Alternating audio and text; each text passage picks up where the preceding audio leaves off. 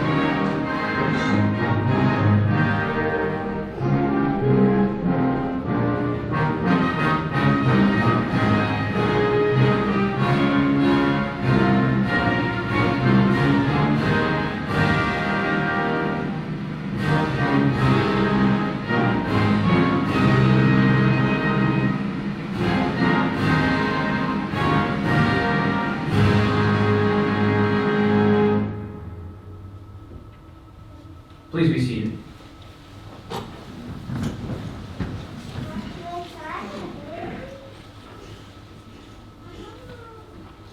Good morning. I'm Major Dave Land, today's Master of Ceremonies, 20 Bravo's Course Director, and fellow 13 Oscar. On behalf of the Vice Commander of the 505th Command and Control Wing, Colonel Carl Weinbrecht, welcome to the graduation ceremony for the Air Force's Multi-Domain Warfare Officer Initial Skills Training, Class 20 Bravo. At this time, I would like to recognize our distinguished guests. Please hold your applause until we have recognized all of our distinguished guests. The presiding official for today's graduation is the Vice Commander, 505th Command and Control Wing, Colonel Carl Weinbrecht. The Command Chief, 505th Command and Control Wing, Chief Master Sergeant Cornelius Thompson. The Commander, 505th Test and Training Group, Colonel Francisco Galli.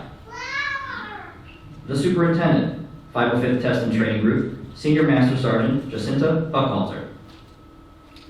The Commander, 705th Training Squadron, Lieutenant Colonel John Christensen.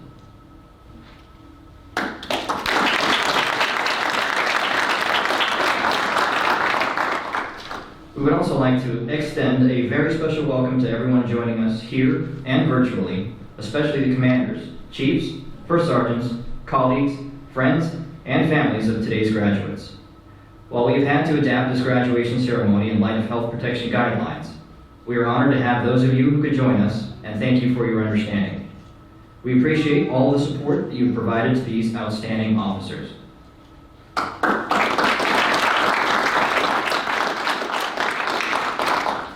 Today's graduation celebrates the third class of the United States Air Force's newest career field, Multi-Domain Warfare Officers, also known as 13 Oscars. In line with the Chief of Staff of the Air Force's vision, this course was created to develop the Air Force's operational level command and control experts, responsible for integrating joint and coalition operations across multiple domains. 13 Oscars will be the recognized experts in planning and executing joint all-domain operations. Furthermore, 13 Oscars will understand and lead the application of joint all-domain command and control at the operational level of war. On July 20th, 16 officers from across the globe arrived at Hurlburt Field to start their journey. They have worked tirelessly over the past 20 weeks, learning and honing their operational planning skills. In addition to tackling a challenging training program, they have also faced and overcame the unprecedented challenges presented by the ongoing COVID-19 global pandemic. In addition to our active duty officers, Class 20 Bravo features 13 Oscars from the Air National Guard. We will continue to work with our joint, coalition, and total force partners to expand the reach and impact of 13 Oscars out in the field. Today, we graduate and present 16 resilient multi-domain warfighters to America's air, space, and cyber operations centers, as well as their supporting air operations groups. At this time, please join me in welcoming the Commander, 505th Test and Training Group, Colonel Francisco Galli, to address the students.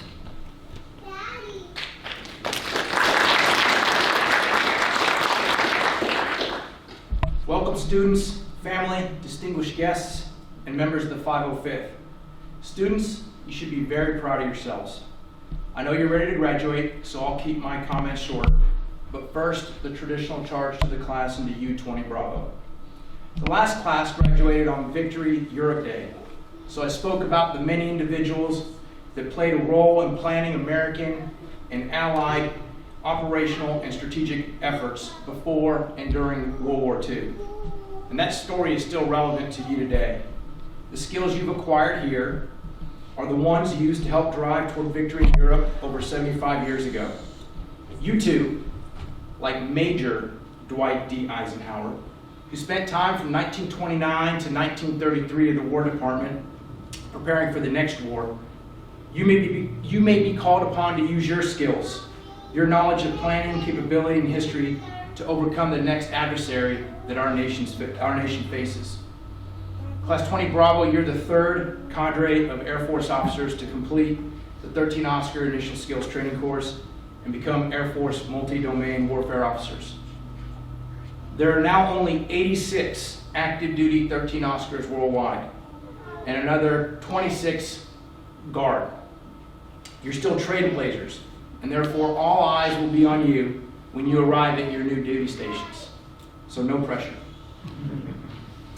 13 Oscars have become better known, and the demand is growing for your expertise. This is a result of what previous classes brought to their commands. After today, you join that group, and your actions will set the tone. When you arrived, I spoke to you on the first day of class about what this course was about and what we were getting at. The ability to plan and incorporate multi-domain capabilities across all classification levels, to understand operational art and design, and to be big thinkers. You'll be the lead planners for your warfighting headquarters. As a third class, you continue to be builders of this career field. Where it goes, its impact to the Air Force and the Joint Force and to you personally is wrapped up in your personal actions. Be humble, approachable, lead, provide your commanders with well thought out plans, and execute them with vigor and violently. I know you'll do fantastic. 20 Bravo, well done. In closing, I want to thank all the professionals inside and outside the 505th that made this class happen. Congratulations and thank you. At this time, I'm pleased to introduce Class 20 Bravo's guest speaker, the Commander, 16th Air Force, Lieutenant General Timothy Haugh. General Haugh wears multiple hats. He's also the Commander of Air Force's Cyber and Joint Force Headquarters Cyber at Joint Base San Antonio, Lackland, Texas. 16th Air Force was created last year as a single headquarters responsible for global ISR, cyber, electronic warfare, and information operations. He is responsible for more than 44,000 personnel who deliver multi-source intelligence products and conduct operational planning in support of combatant commanders, while also executing offensive cyberspace operations.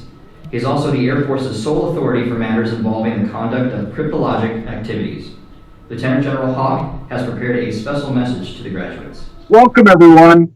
I'm thrilled to be with you here today virtually as we take a moment to witness the graduation and recognize your accomplishment as the Air Force's newest multi-domain warfare officer. First, thanks to everyone who helped make this event possible. I know it takes a huge effort of planners and technical experts behind the scenes to make socially distanced virtual events happen. Thank you for providing a truly meaningful graduation experience. To the faculty of the Multi-Domain Operations Training Pipeline, thank you for your leadership. Particularly at this time when we're physically disconnected, you've truly excelled, and we are proud to partner with you. I also want to extend a warm welcome to all the family members of the graduates who are here with us virtually. Your support and partnership are incredibly important, and we thank you for everything that you do. Finally, thank you to the 16 graduates of Class 20B. You volunteered to cross-train at a critical time in our nation's history, and you are now postured as leaders to advance multi-domain capabilities and concepts across our service and the Joint Force. The stand-up of the 13 Oscar career field less than 2 years ago was a touchstone moment, reflecting the Air Force's commitment to the criticality of joint all-domain operations and the operational command and control processes required to compete with our adversaries. As multi-domain warfare officers, you will shape the way our service thinks about how we fight and what conflict and victory will look like in today's strategic environment. We're confident in you. in your talents, and in your leadership. And so today I'll share my thoughts on where we'll need your leadership most if we're to succeed where the nation expects. The National Defense Strategy asks us to think differently about our approach to great power competition. In framing the threat we face from our 2+3 adversaries, the National Defense Strategy emphasizes the need to compete with our adversaries now. And the truth is, we're starting at a disadvantage. We must always be prepared for armed conflict, but our adversaries are outcompeting us now. Russia and China have brought strategic competition to the nation's front door. They've engaged the United States population in the information environment. They have sought to create distrust in the United States and allied political, military, and economic institutions and processes.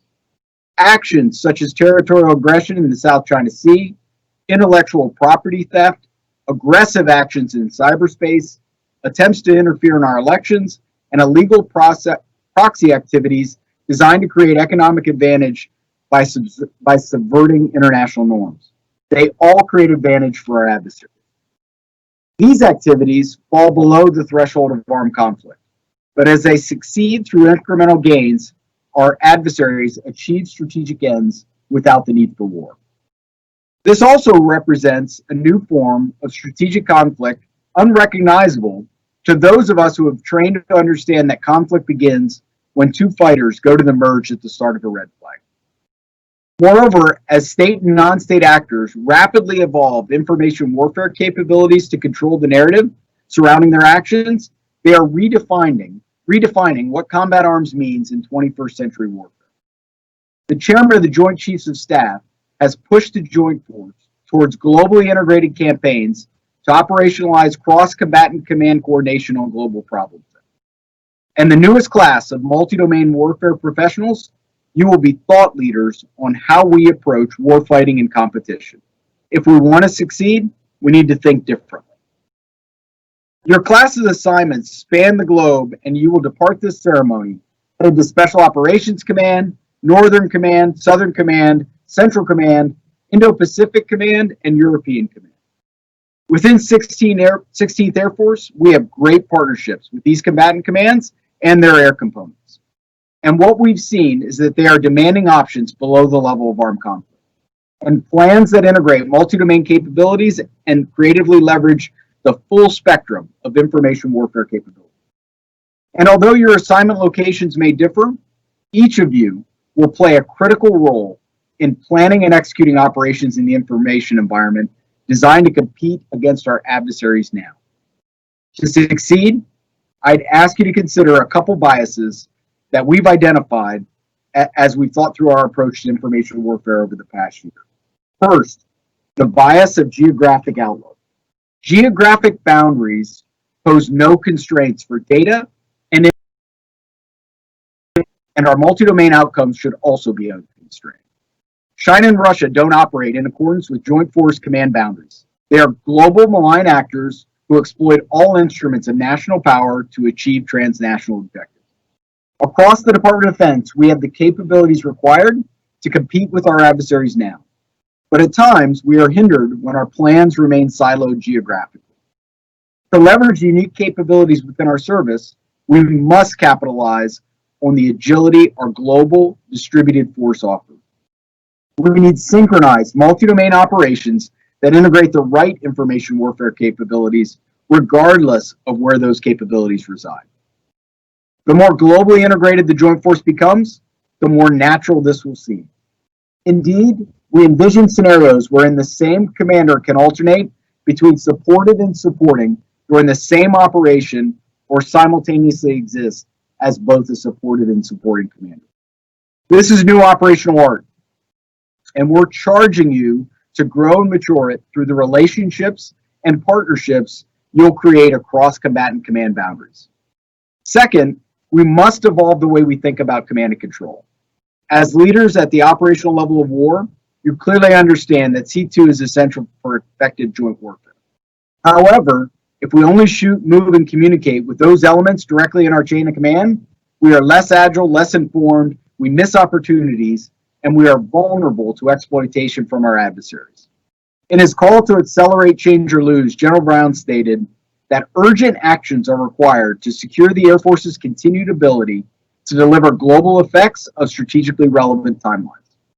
As we consider the speed of the information environment, we recognize the need for new frameworks that synchronize and integrate global operations in the information environment at the speed of relevance. Within 16th Air Force, we're achieving this by applying a foundational principle of convergence.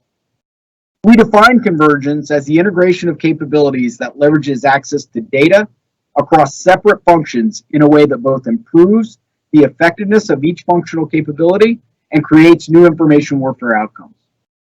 Ultimately, the success of our outcomes will be underpinned by how we integrate and share data, how we leverage our unique authorities, and the quality of the partnerships we create to enable and act across the conflict continuum.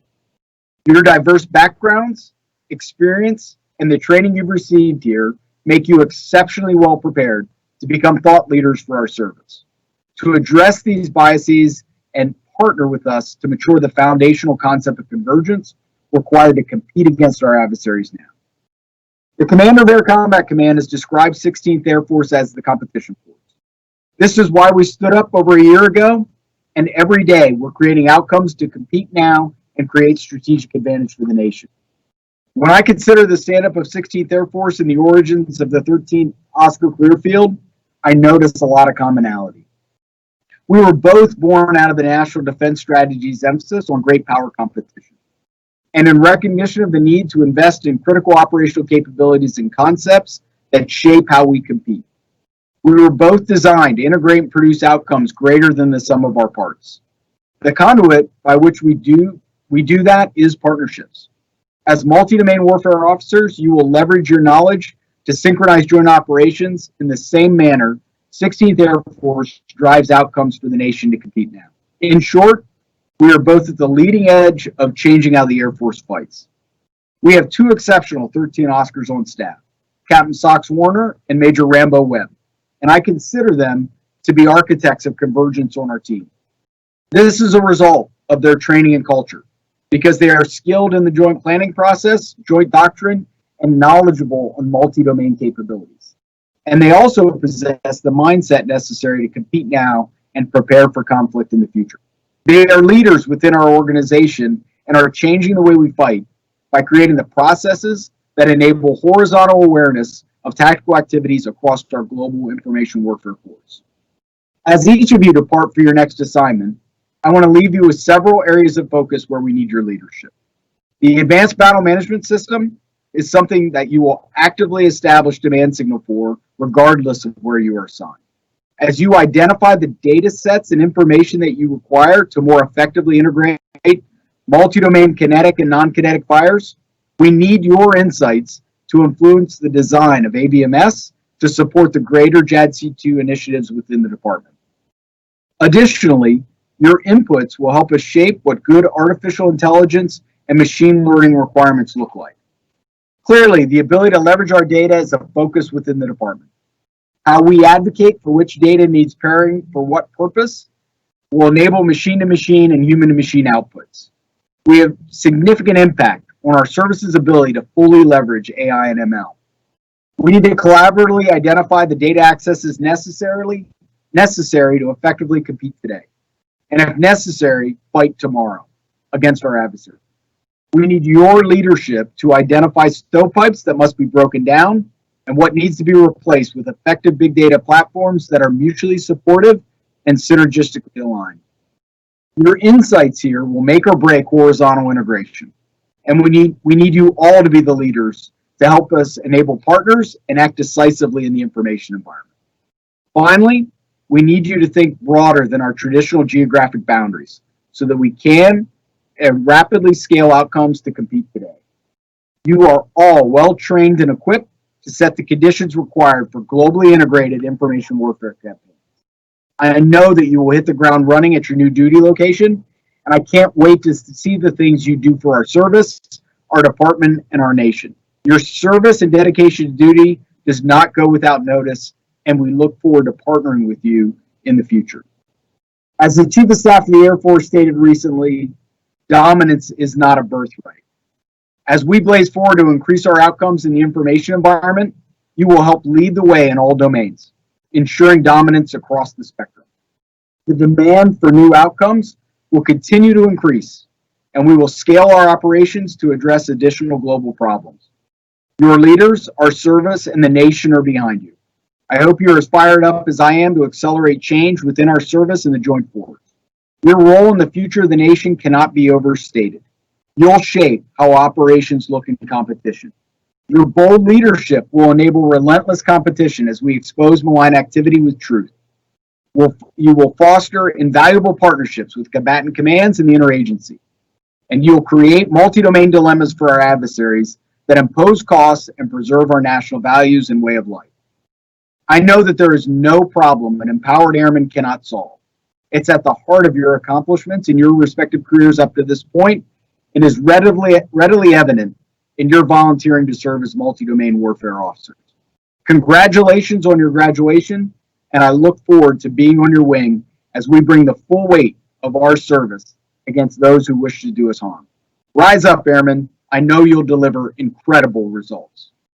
Thank you, Lieutenant General Haugh. Class 20 Bravo, the time is finally here. Graduates, prepare for graduation.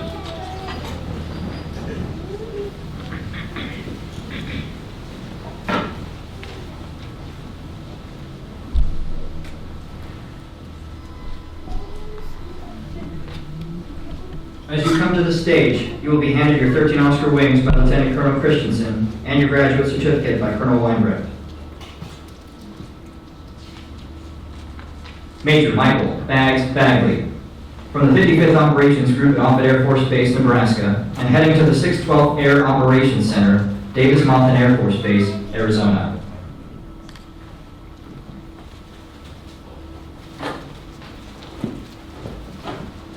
Major Mark Taves Brogan, returning to the Missouri Air National Guard's 157th Combat Operations Squadron at Jefferson Barracks National Guard Base, St. Louis, Missouri.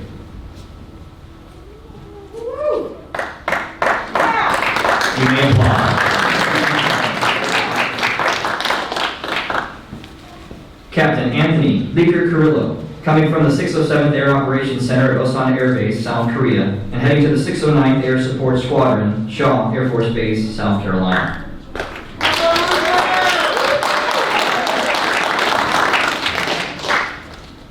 Major Ernie Burt Chen, coming from the 966th Airborne Air Control Squadron at Tinker Air Force Base, Oklahoma, and heading to the 705th Training Squadron at Hurlburt Field, Florida.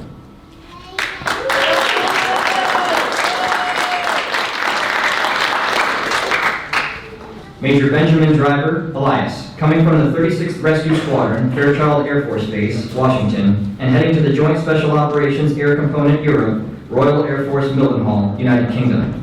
Major Elias is also a distinguished graduate, whose achievements placed him in the top 10% of the class.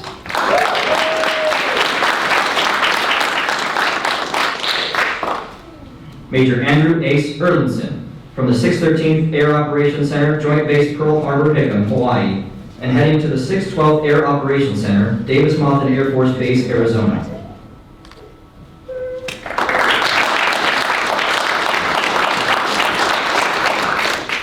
Lieutenant Colonel Eric W. Farquhar, coming from Detachment 6 at Tinker Air Force Base, Oklahoma, and heading to the 705th Training Squadron, Hurlburt Field, Florida.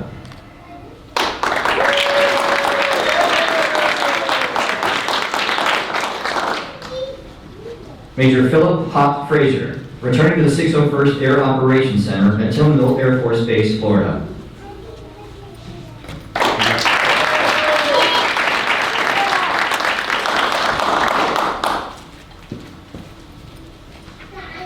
Major Jonathan Flair Hickman, from the 338th Combat Training Squadron at Offutt Air Force Base, Nebraska, and heading to the 612th Air Operations Center, Davis-Monthan Air Force Base, Arizona.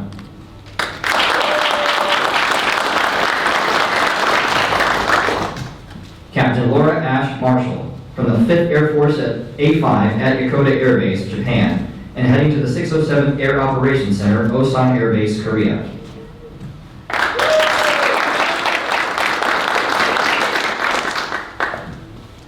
Captain Caitlin Shack Moran, from the 727th Air Mobility Squadron, Royal Air Force Mildenhall, United Kingdom, and heading to the 603rd Air Operations Center, Ramstein Air Base, Germany.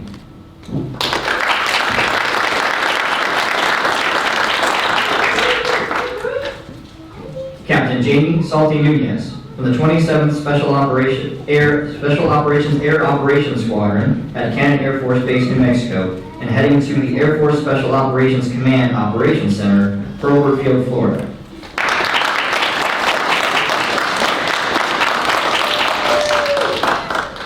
Major Jonathan Soap Washburn, returning to the Michigan Air National Guard's 186th Air Operations Group, Keyfield, Mississippi. I believe that's Mississippi Air National Guard, correction.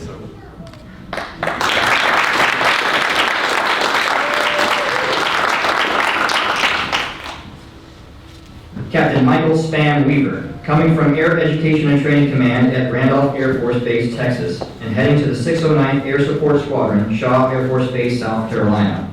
Captain Weaver is also a distinguished graduate whose achievements placed him in the top 10% of class.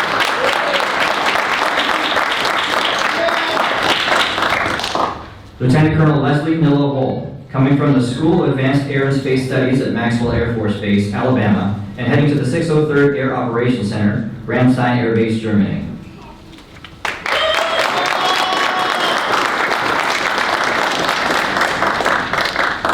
Major Jason Woolley Wolford, coming from Air Combat Command A3, Langley Air Force Base, Virginia, and heading to the 613th Air Operations Center, Joint Base Pearl Harbor, Hickam, Hawaii.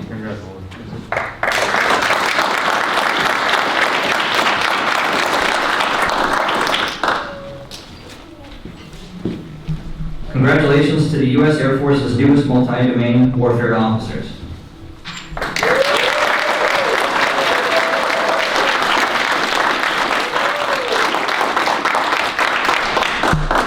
In each class, there are students whose performance warrants special recognition. As your name is called, please come to the stage and be recognized.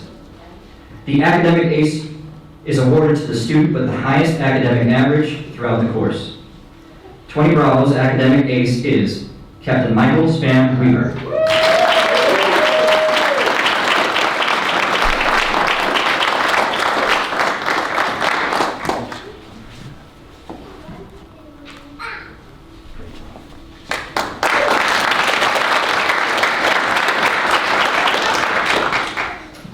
Finally,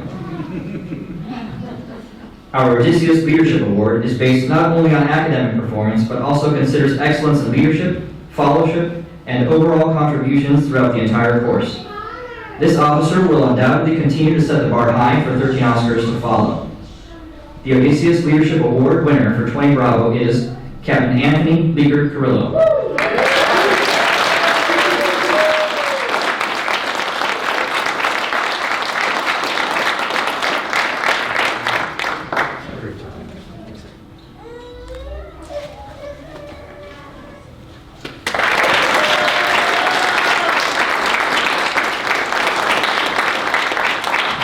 Congratulations, graduates and award winners.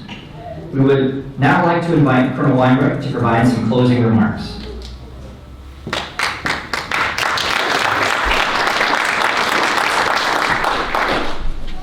All right, so Lieutenant Colonel Christensen said I had to fill up until noon. So I got my speech and then I've got some additional math questions for you guys if you don't mind. First, I'd like to echo everybody's congratulations today that you heard from. Awesome achievement. Thank you for taking on the challenge for making our Air Force and our Joint Force a better fighting machine. And it's deeply appreciated from someone who's been in the electromagnetic spectrum world for a long time, and I'd like to see endeavors like this take root, and for folks like you, outstanding professionals, take the time, the challenge, and dedicate your career to bettering that. Thank you. Welcome to the friends and family that are here today that we're able to get into the auditorium, and for the folks watching online, we appreciate the support that you all provided to your graduates, so thank you very much. Thanks to the instructors and the support staff that make this class go. I know it's not an easy thing, especially in the time we're in right now with COVID and making adjustments to make things happen, so I appreciate that effort. Thank you to Ninja, thanks to Linda, Deb, Happy, and Tech Sergeant Brown. Thanks for putting everything on. And for the folks behind the scenes that I may not have mentioned, I apologize. Thank you for making the event happen, that we could recognize our graduates, despite COVID being in our lives. I want to take a few minutes to reiterate what Colonel Dickens said the last time we met as a group. He stressed 3 things that he implored you to do, and I want to hit that, and I'd like to provide you with 2 thoughts of my own. But before that, I seriously do want to express my gratitude for indulging me after your map brief to let me sit in on that debrief for 30 minutes and ask questions. And for you guys to answer every one of them spot on was great. And I told you at the beginning, it wasn't about me trying to ask you questions about your plan, it was about me trying to get smarter on what you guys are doing. And I sincerely appreciate the time that you afforded me, so thank you. So during the last meeting we had with Colonel Dickens, he asked you to do 3 things. He said, have a bias for action, build and expand your network, and then find a place where you can actually add value. On top of that, I'd like to ask you for 2 things. Number 1, as you walk out the door tonight as the most recent 13 Oscar grads, I just pass along that you first have completed the training, or completed the class, but the training has yet begun. All right, so as you walk out into the field, you're going to have to learn what your new job entails and how you can make a difference wherever you go. So your training's never over. While you're learning, while you're adapting, while you're executing, don't forget, as a multi-domain warfare officer, to never pass up an opportunity to teach. And that's going to be very important for the people that you surround yourself with, that you can build them up to then enhance our ability to perform in a joint all-domain environment. That leads me to my second thought. You're not only a 13 Oscar taking on a new career field, new responsibilities, you are an ambassador for the 13 Oscars. And I think that was made clear throughout the course, and what Colonel Galli said as well. You're going to help build the future of your career field. So as much as Colonel Dickens said to build and establish your network, and you can reach back to us anytime you need help, the instructors, anybody in the 505th, we also are going to rely on you to be that mouthpiece for the 13 Oscars and to help expand what we're doing here in the 505th and sending out to the field. And we greatly appreciate your support in doing that. So the last thing I'll say is 3 things that you can accomplish to help you build your network or to expand the career field and overall just take multi-domain to a new level to where we're at is, I'll go back to what Colonel Dickens said, right? He said, take action. Build your network, which includes us, which includes the people that you make friends on your way out into your new jobs. And the last thing is, don't forget to seek out places where you can add value and make an impact. Other than that, congratulations, 20 Bravo, fight's on. Thank you.